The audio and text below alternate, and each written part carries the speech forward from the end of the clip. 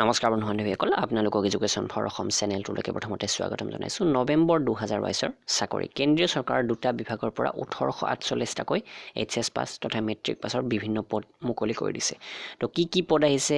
আবেদন কিদৰে কৰিব লাগিব সেই বিষয়ে আমি ভিডিঅ'টোত আলোচনা কৰিম লগতে শিক্ষাগত অৰ্হতা বা অন্যান্য কোৱালিফিকেশ্যনৰ বিষয়ে ইয়াতে কম সময়তে আলোচনা কৰিম তো প্ৰথমতে ভিডিঅ'টো লাইক কৰিব আহক ভিডিঅ'টো আৰম্ভ কৰোঁ তো আমাৰ প্ৰথম ভেকেন্সিটো হৈছে DRDO September 10 admin and allied recruitment য'ত 1061টাকৈ পদ আছে আৰু ইয়াতে এইচএছ পাছ গ্ৰেজুৱেট মেট্ৰিক পাছ বিভিন্ন পোষ্ট আছে তো পদবিলাক এফালৰ পৰা আপোনালোকে চাই যাব প্ৰথমতে জুনিয়ৰ ট্ৰান্সলেশ্যন অফিচাৰৰ 33টা পোষ্ট আছে এইটোৰ কাৰণে মাষ্টাৰ ডিগ্ৰী লাগিব ইংলিছ অথবা হিন্দীত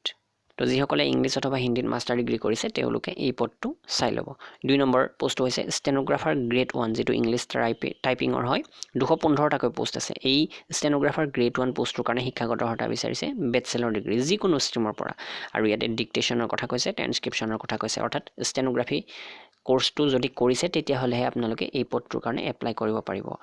ইয়াতে 3 নম্বৰ পোষ্টটো দিছে ষ্টেনোগ্ৰাফাৰ গ্ৰেড 2 যেটো ইংলিছ টাইপিঙৰে হয় 123টা পোষ্ট আছে আৰু ষ্টেনোগ্ৰাফাৰ গ্ৰেড 2ৰ কাৰণে শিক্ষাগত অৰ্হতা হায়াৰ সেকেন্ডাৰী পাছ হলে হয় কিন্তু ষ্টেনোগ্ৰাফি কোৰ্সটো কৰা হ'ব লাগিব নেক্সট পোষ্টটো হৈছে এডমিনিষ্ট্ৰেটিভ এছিষ্টেণ্ট এ যেটো ইংলিছ টাইপিঙৰ ৰাখিছে 250টাকৈ পোষ্ট আছে আৰু এডমিনিষ্ট্ৰেটিভ এছিষ্টেণ্ট এই পদটোৰ শিক্ষাগত অৰ্হতা মাথো হায়াৰ সেকেন্ডাৰী পাছ 10+2 আৰু আপুনি ইংলিছ টাইপিং পাৰিব লাগিব 35 ওয়াৰ্ড প্ৰতি মিনিটত ইংলিছ টাইপিং পাৰিব লাগিব নেক্সট এডমিনিষ্ট্ৰেটিভ এছিষ্টেণ্ট এ যেটো হিন্দী টাইপিঙৰ হয় 12টা পোষ্ট আছে আপুনি হায়াৰ সেকেন্ডাৰী পাছ হলে এপ্লাই কৰিব পাৰিব হিন্দী টাইপিংটো পাৰিব লাগিব ইয়াৰ পিছত আছে 6 নম্বৰ পোষ্টটো ষ্ট'ৰ এছিষ্টেণ্ট এ যেটো ইংলিছ টাইপিঙৰ হয় 134টা পোষ্ট আছে এইটোৰ কাৰণে হায়াৰ সেকেন্ডাৰী পাছ আৰু ইংলিছ টাইপিং পাৰিব লাগিব আপুনি নেক্সট 7 নম্বৰ পোষ্টটো হৈছে ষ্ট'ৰ এছিষ্টেণ্ট এ হিন্দী টাইপিঙৰ 4টা পোষ্ট হায়াৰ সেকেন্ডাৰী পাছ আৰু হিন্দী টাইপিং পাৰিব লাগিব সিকিউৰিটি এছিষ্টেণ্ট এ এইটোৰ মুঠ 41টা পোষ্ট আছে হায়াৰ সেকেন্ডাৰী পাছ হলে আপুনি এপ্লাই কৰিব পাৰিব কিন্তু এই পোষ্টটো এক্স সাৰ্ভিসমেন সকলৰ বাবেহে ৰাখিছে 9 নম্বৰ পোষ্ট হৈছে ভেহিকল অপাৰেটৰ এ 145টা পোষ্ট আছে মেট্ৰিক পাছ হলেই হৈ যায় কিন্তু আপোনাক ড্ৰাইভিং লাইসেন্স লাগিব লগতে 3 বছৰৰ ড্ৰাইভিং এক্সপেৰিয়েন্স লাগিব 10 নম্বৰ পোষ্ট হৈছে ফায়াৰ ইঞ্জিন ড্ৰাইভাৰ এ 18টা পোষ্ট মেট্ৰিক পাছ আৰু ড্ৰাইভিং লাইসেন্স তাৰ উপৰি ইয়াতে অন্যান্য ক্ৰাইটেৰিয়াও লাগিব লাষ্ট পোষ্ট হৈছে 11 নম্বৰ ফায়াৰমেন 86টা পোষ্ট আছে এইটোৰ কাৰণে মাথো মেট্ৰিক পাছ হলে আপুনি এপ্লাই কৰিব পাৰিব কোনো অন্য কোৱালিফিকেশনৰ কথা ইয়াতে উল্লেখ কৰা নাই বয়সৰ সময়সীমাৰ ক্ষেত্ৰত 7 ডিসেম্বৰ 2022 লৈকে আপোনাৰ বয়স মিনিমাম 18 বছৰ আৰু মেক্সিমাম 27 বছৰ হ'ব পাৰে ইয়াতে যেটো পোষ্ট কোড 0301 আৰু 0401 এই পোষ্ট কোডৰ যিকেইটা পোষ্ট আছে সেইকেইটাৰ কাৰণে আপ টু 30 ইয়াৰলৈকে এপ্লাই কৰিব পাৰে তাৰ উপৰি ওবিসিৰ বাবে 3 বছৰ এসসি এসটিৰ বাবে 5 বছৰ এজ ৰিলেক্সেশনটো আছে তো ইয়াৰ অনলাইন পৰীক্ষা আমাৰ গুৱাহাটীত অনুষ্ঠিত হ'ব আবেদন মাসুল আপোনালোকে দিব লাগিব 100 টকা দিব লাগিব জেনাৰেল ওবিসি আৰু ইডব্লিউএছ কেণ্ডিডেটে এসসি এসটি ফিজিক্যালি হ্যান্ডিক্যাপ তথা ছোৱালীসকলে আবেদন মাসুল দিব নালাগে ইতিমধ্যে অনলাইন এপ্লাই আৰম্ভ হৈছে আৰু 7 ডিসেম্বৰলৈকে আপোনালোকে এপ্লাই কৰিব পাৰিব ইয়াতে প্ৰথমতে টায়াৰ 1 এক্সাম এটা হ'ব যেটোৰ এতিয়ালৈকে কোনো নোটিছ অহা নাই আপোনালোকে ফুল এডভাৰটাইজমেন্ট যদি চাব বিচাৰে আমাৰ ৱেবছাইটলৈকে আহিব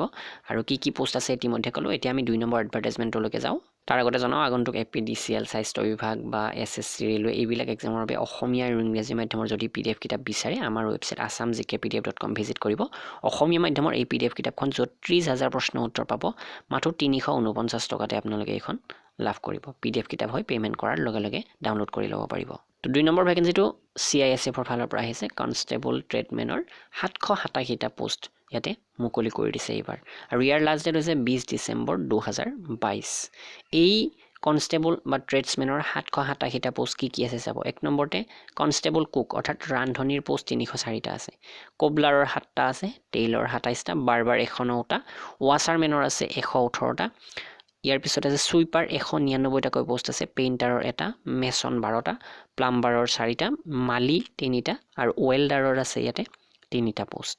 আৰু এইখিনি পোষ্টৰ কাৰণে দৰমহাৰ নিৰিখ লেভেল 3 ৰাখিছে কেন্দ্ৰীয় চৰকাৰৰ 21700 পৰা 69100 লৈকে ইণ্ডিয়ান ক্যান্ডিডেটে এপ্লাই কৰিব পাৰিব বা ইণ্ডিয়াৰ বাহিৰৰ ক্যান্ডিডেটে নোৱাৰে বয়সৰ সময়সীমা 18 পৰা 23 বছৰলৈকে ৰাখিছে তাৰ উপৰি OBC 26 লৈকে পাৰে SC ST 28 বছৰলৈকে এই পদকেইটাৰ কাৰণে এপ্লাই কৰিব পাৰে তো ইয়াতে এজ ৰিলেক্সেশনৰ কথা লিখা আছে আৰু শিক্ষাগত অৰ্হতাৰ ক্ষেত্ৰত মন কৰক মেট্ৰিক পাছ কিন্তু ইয়াতে ম্যাক্সিমাম পোষ্টৰ বাবে এটা স্কিল লাগে বিশেষকৈ ITI সাৰ্টিফিকেট বা তেনেকুৱা ধৰণৰ যেনে বাৰবাৰ বুট মেকাৰ কোবলাৰ টেইলৰ এইবিলাকৰ কাৰণে আপোনাক ITI ডিপ্লোমাৰ প্ৰয়োজন হ'ব বা কিছু ক্ষেত্ৰত ইয়াতে অভিজ্ঞতা বিচাৰিব ৱাচাৰমেন বা তেনেকুৱা পোষ্টৰ বাবে ইয়াতে নালাগে আৰু যেটো সুইপাৰৰ পোষ্ট আছে সুইপাৰ পোষ্ট কিমান আছে আপোনালোকে চাই লওক সুইপাৰ পোষ্ট 199টা আছে এই সুইপাৰ পোষ্টত তেনেকুৱা ধৰণৰ একো এক্সট্ৰা কোৱালিফিকেশনৰ প্ৰয়োজন নাই আবেদন মাচুলৰ ক্ষেত্ৰত OBC আৰু যিখিনি জেনাৰেল ক্যান্ডিডেট তেওঁলোকে 100 টকা পে কৰিব লাগিব আৰু SC ST বা ছোৱালী সকলে কোনো ধৰণৰ আবেদন মাচুল পে কৰিব নালাগে 21 নৱেম্বৰৰ পৰাহে এই পদকেটাৰ অনলাইন আবেদন লিংক খোল খাব 20 ডিসেম্বৰ ইয়াৰ লাষ্ট ডেট ফুল এডভাৰটাইজমেন্ট যদি চাব বিচাৰে আমাৰ ওয়েবসাইটলৈকে আহিব এডভাৰটাইজমেন্ট ডিটেইল ইয়াতে দিয়া আছে তো ডেসক্ৰিপচন সকলোখিনি লিংক দি দিছো তো ভিডিওটো লাইক কৰিব শেয়াৰ কৰিব আপোনালোকৰ বন্ধু বান্ধৱীলৈকে ধন্যবাদ